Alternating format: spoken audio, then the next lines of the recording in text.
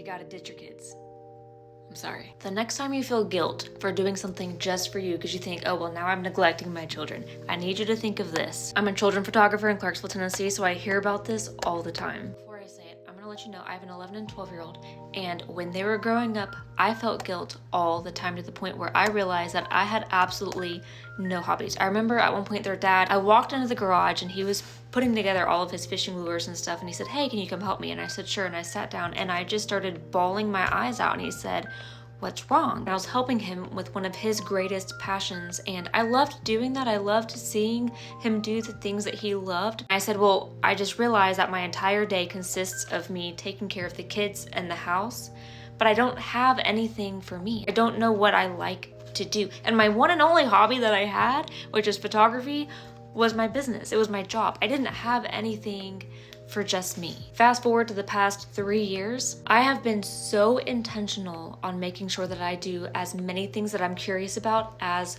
possible. I go out dancing every other weekend. I built a darkroom in my house so I can do film photography because I was just curious about it. I learned how to sew. At one point I tried to teach myself guitar. That was funny, but I'm glad that I at least tried. I have an extremely active social life with friends that I adore and they care about me. I see them with and without my kids. So I've lived both lives. A life where a lot of it revolves around my children, but a lot of it also revolves around my own individuality. And after doing both, this is what I've learned and why I will always preach to do things just for you. Number one, you will become a better mother. Because as you're pouring back into you, you have a whole lot more energy to pour back into them. When you feel happier and more fulfilled, you're able to give them more fulfillment and more happiness. So that's the first thing that you should tell yourself is, hey, if I do this for me, I'm actually gonna be a better mom for them. So actually, I could argue that not doing things for just yourself should give you more guilt than taking the time to do things for you. The second thing that it does is it teaches them to create a life for themselves too. Because as they say, kids do what you do, not as you say. There's this book that I honestly haven't read it yet because my cats ripped it up, but I think that the whole theory is, it's called Blue Like Jazz. And this guy was so passionate about playing jazz that he inspired somebody else to learn to play jazz. That guy had no interest in learning any kind of musical instrument whatsoever, but he was like, hey, he looks really happy doing that. I want to try me some of that too.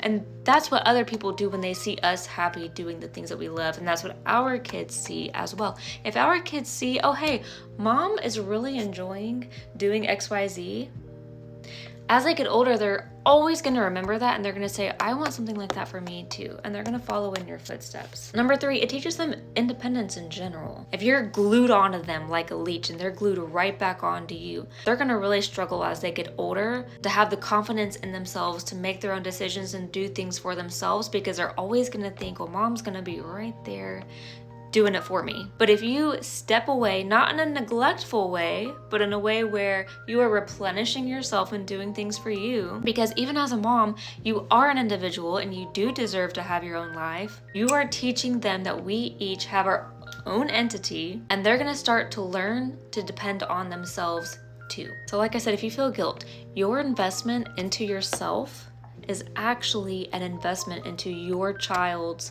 future adulthood. And you might even be in a place where you have no idea what kind of hobby you want to pick up. That's great, because life is like a playground. You can pick whatever you want, and you can change your mind the very next day. Anything that you're curious about, I would start off with thinking, what were you most curious about as a kid? What lit you up back then? Start there. But you don't have to pick one thing and let that be your end all be all. Pick multiple things. Start here, end up here, it doesn't matter. It's your life. You create it as you go. And what a beautiful thing that you get to teach your kids to do too. But I mean, how are you gonna know what you actually like and want to stick to if you don't at least pick something? And the last thing I'll say is, I think that the secret to being a happy adult is learning how to be a kid again. So I encourage you to be a kid, play around, experiment, explore, be curious.